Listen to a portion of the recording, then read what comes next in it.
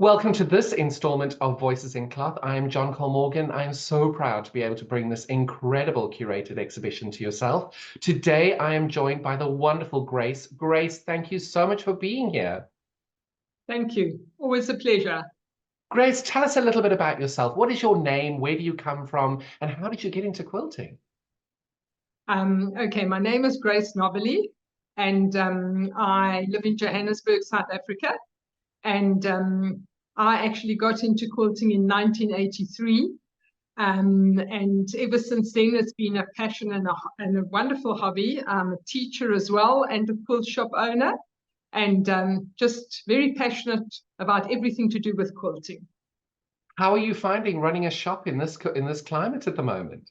Well, we did fairly well, but since COVID hit, it's been a challenge. But since we are sort of specialist in importation of batik fabrics from Indonesia, we seem to have a bit of a niche in the market, which has kept us going well. Oh, I'm so pleased to hear that. And how did you get into bringing batiks in? Oh, it must have been about 10 years ago. We really needed a product that wasn't available in South Africa. And I explored the Indonesian market for the batiks, and that's when I started importing. And those batiks are incredible. Have you been to Indonesia to see them being made? I know there are different Yes, tools and actually, things. I was fortunate last year to go to Bali, so I did get to see the whole process and all of that. Wonderful. So it was amazing. And would you ever sell the ones that you've made for yourself? No, those are special ones. They really, really are. So what drew you into quilting back in 1983? It's such a long time you've been quilting. It was. Well, what drew me in is that I was fortunate. I was a stay-at-home mom, and I had a son of 9, a daughter of 6, and then I had my little Laat Lammetjie, as they call him, and he was 6 months old, and I thought I have to do something. I cannot carry on just being a mom and a caregiver and all the rest. So there was a patchwork teacher giving some patchwork classes, and I thought, this is it. I'm going to go, and that was the best thing that I ever did. Oh, I'm so pleased you did. It's just because your piece that you've made. So tell us a little bit about how you came involved with the Voices in Cloth series.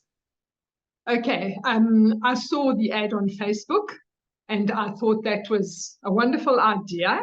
And I've always enjoyed miniatures as part of just everything. I sort of was a traditionalist for a long time, but I like the arty things, and there isn't a technique that I don't particularly like. And so I was drawn to make this little miniature of all the things that I actually love. And that was the hope that people would do exactly that. And it looks like you've nailed it. Okay. So I used my batiks, obviously, because I love batiks. I used quite a bit of purple color because I love my purple.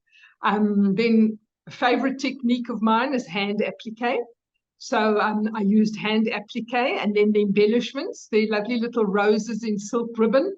I love roses. And then finished it off with a bit of machine quilting and a nice facing, and it just expressed everything that I loved in that little quilt. And that is exactly what I wanted to happen. So thank you so much for being a part of it. It's wonderful. What is your favorite bit about quilting?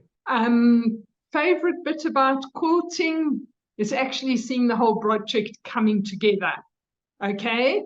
And that you realize at the end, you always start a little bit not knowing if everything is going to work. And then when it all falls into place and you think, okay, that's it. That's what I wanted to achieve. And it's brilliant what you've done. It's fantastic. How do you get more people quilting? Obviously, running a shop, you've got a great advantage of reaching out to people too. Yes. Now, up till before COVID, I had a shop. The shop was at home. And so we would have a lot of classes drawing in quilters and all that kind of thing. When COVID hit and after COVID, I've associated myself with Los Lapisland, which is a Bernina quilt shop, and they're a walk-in shop now. So I stopped being in a walk-in shop, but we do so many classes at Los Lapisland where we encourage the ladies to try the patchwork as well as doing all the other sewing.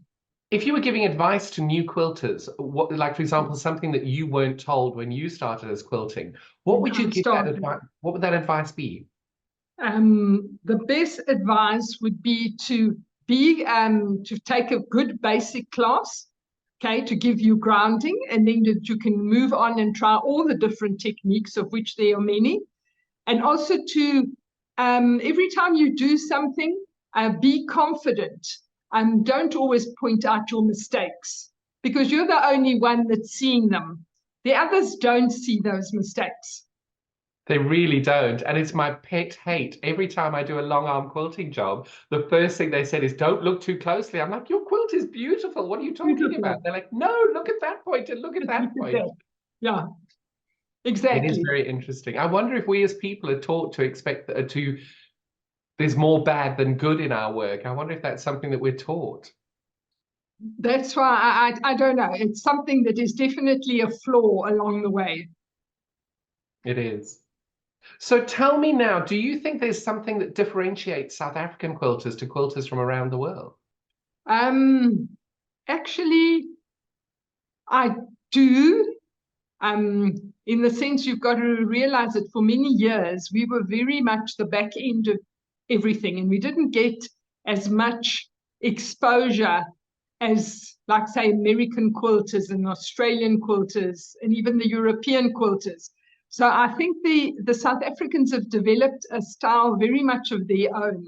I was greatly influenced by one of my first teachers was Jenny Williamson and Pat Parker, the two authors of Quilt Safari. And I think ladies like Odette Tolstorff and all of those, they made us all look at our African fabrics and what we actually had here at home, as opposed to copying everything American.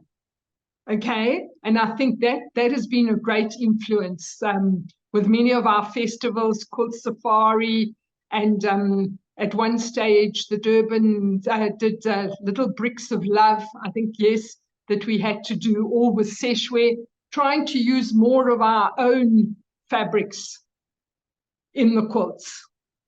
And I think that is quite right, that obviously the sanctions that were imposed upon us during those horrible years, we had Yes, to make do. And we I had think to it's make been the do.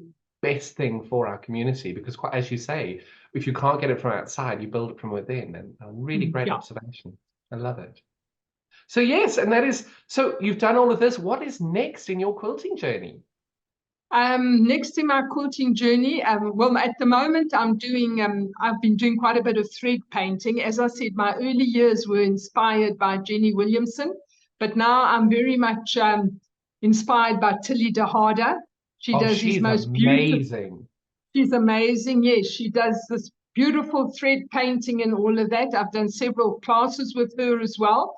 So I'm very much into thread painting, but I would like to move on to a bit of portrait classes, which I find very interesting, That's and incredible. move in that direction. Yeah.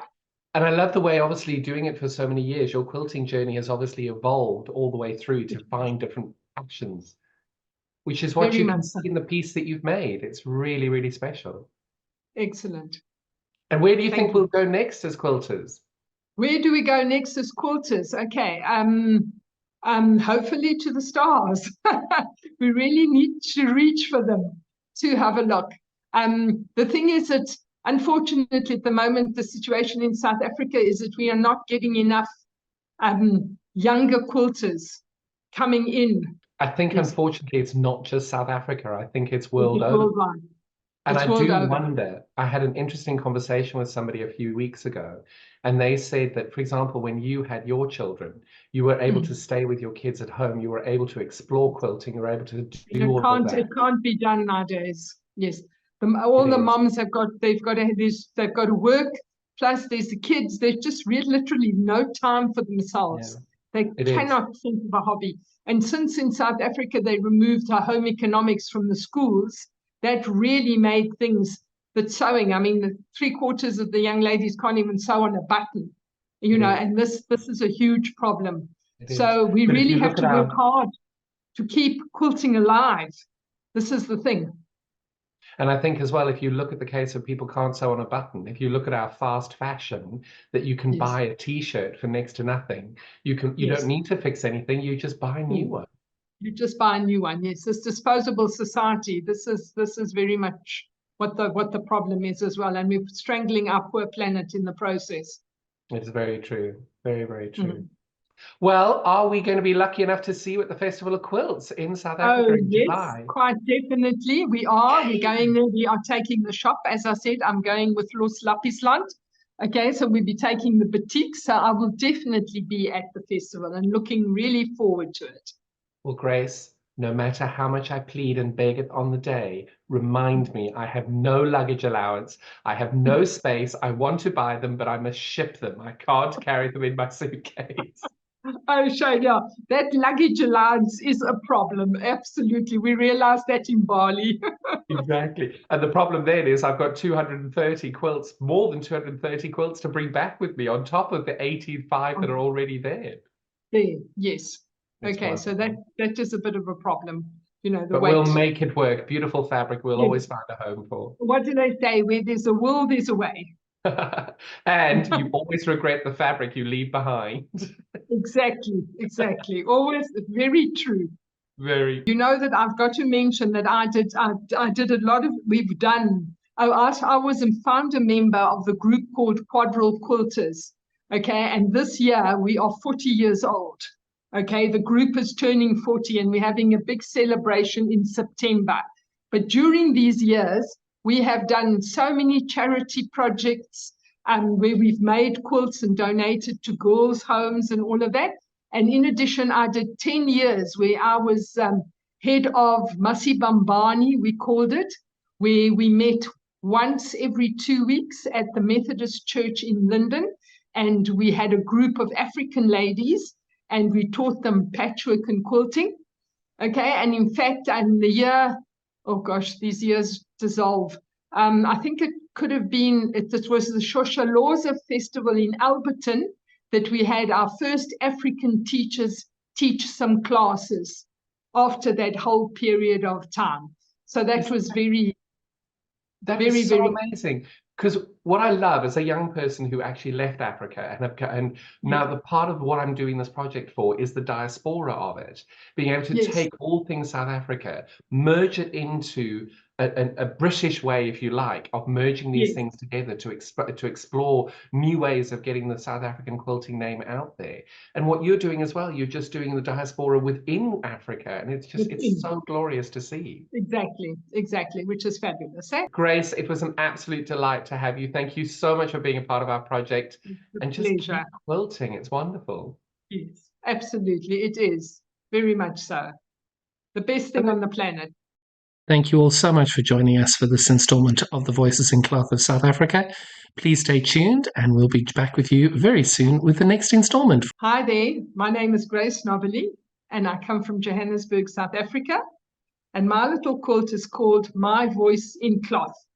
And it has all my favorite items, techniques, colors incorporated in this little quilt. And it is very dear to my heart. And I am very blessed that it will be sold for charity to enhance other quilters and help our underprivileged quilters take steps in the right direction as we have been able to do.